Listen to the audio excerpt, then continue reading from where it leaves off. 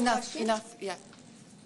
Okay, can I just add, Sandra, before you say, my question is also to the media. Why is SPH newspaper, pushing the angle of anti-gay story when the new Exco was elected? And the stories were all one-sided and full of inaccuracies. How many of the people attended the AGM? At the AGM, we were grilled on our religious affiliation. We were asked if we were anti-gay. And we were told that because you are a Christian, you do not embrace the culture and the ethos of Aware. Do I need to say more? Sandra? Yeah. Hi, I'm Sandra Davey, I'm a journalist with the Straits Times. I'm curious, Dr. Teo, what's your relationship to the Exco members? And are you speaking in your personal capacity, or are you speaking on behalf of the Exco? It's not very clear to me. Can I Sorry. make it clear? Yeah. I'm speaking on behalf of my personal capacity, and I wanted to come because I feel kind of responsible for these difficulties they're going through, because I was the one who mentored them over the years, different groups of people. I'm talking about 10 years kind of thing. So I go around Singapore teaching, counseling. So when all this problem about the CSE and the spider lilies came forth, and I saw that irate parents' letter, then I started thinking that, hey, parents, you better know what's happening. You better know what's happening. And then lots of things cropped up.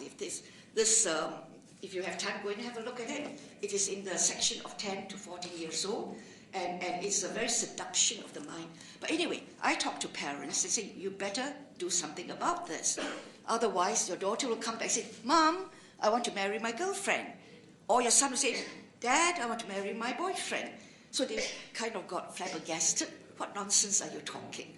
So, I teach people. I say, well, maybe you should go to the websites, educate yourself what's happening. It's happening in the US, in Europe. There's nothing new. It's going on for 5, 6, 7, 8, 9 years. So what is happening in society is that we are redefining marriage. We are redefining families. So I'm a concerned citizen. And if people are so ignorant, I think I want to teach them. Okay, so it's your opinion, your personal opinion, but you said that you mentored these women. Can I know where? All over Singapore. Because I teach all over the place. Like Maureen, I never saw her until recently when somebody brought her, because I say, you guys, you better pay some attention to what's happening to your children. Josie, of course, is kind of related to me, but she, I had to nag her over the years. Can you spend, I know you've got lots of problems, family, you've got a job. Why don't you also give a little of yourself? And okay, it can go on, but... Yes. Okay. We'd like to give opportunity to other media. We have two from the Straits Times already. Hi, I'm from Nina Zaobao. Okay. Just now, two questions. Just now, you mentioned that you have been related to Josie and you know her for many years. Maybe just clarify how you have known her over the years. How have you known Josie over the years? Oh, she's married to Dr. Chin, who received the death threat. Alan Chin's my nephew. Yes. And he also had a death threat. And my family also has death threat. Very interesting, is it? When you speak up against these issues, you get death threats. So my question is, why are we getting death threats? You should go and explore that and give an answer. Why? Why is it Jenica gets a death threat? And my second question is, it seems that the new Exco and the old Exco seems to have, even before the AGM, you have differing views. And why didn't the new Exco want to set up a new organization all by itself? Why did you go out and stand for running in the new Exco and, in the media's words, take over Aware?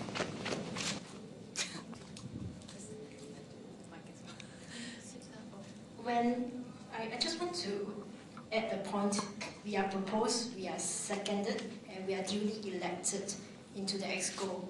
Aware is a women's organization, we are women, we came to join women, and I don't think I have to defend that. Now, if there is a very small proportion of OGAs who are very upset with certain directions, I think they have to respect the fact that we have been elected in. We are the new Exco, and we do want to make changes. In fact, if you come to our EGM, we will share more about our plans. I guess we have to be direct about this. No point, beating around the bush. Okay. As Dr. Teo has mentioned, I don't know Sunyan, I don't know Josie, and I don't know the rest. I came into the picture because somebody told me that, something is happening that affects children. And I'm a mother of 3 children. So I'm concerned that going forward, what are the children going to be taught on as part of the so-called comprehensive sexual education? I don't want my children to say that, oh, it's all right to go and experiment with homosexuality, to experiment with anal sex, yeah, to experiment with virginity or the pill, or even premarital sex. I'm concerned. I'm a parent. It's shocking. How can this be done in our Singapore society? Most of us are conservative. I'm not afraid to say I'm a conservative person.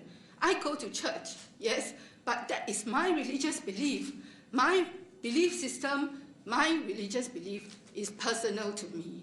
I did not go to Aware to push my religious beliefs. I went to Aware because I was concerned about what was happening with their CSE. And in particular, I went to the Aware AGM because there were proposals to give the vote to men, to give the vote to foreign women, to give the vote to teenagers between 15 to 18 years old. Why are these being proposed in a women's organization? What is the objective of it?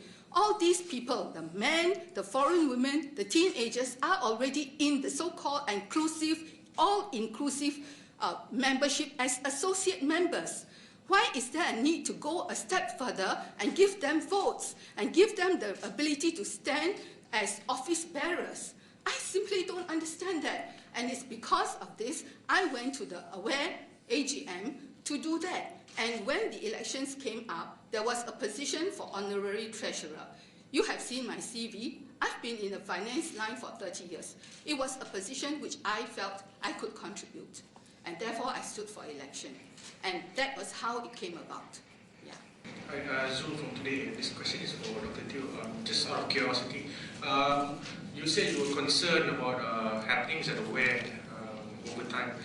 Did you then maybe, just out of curiosity, maybe mobilize members to join by email or whatever before the AGM? Yes, I'm sure that you think it's so easy.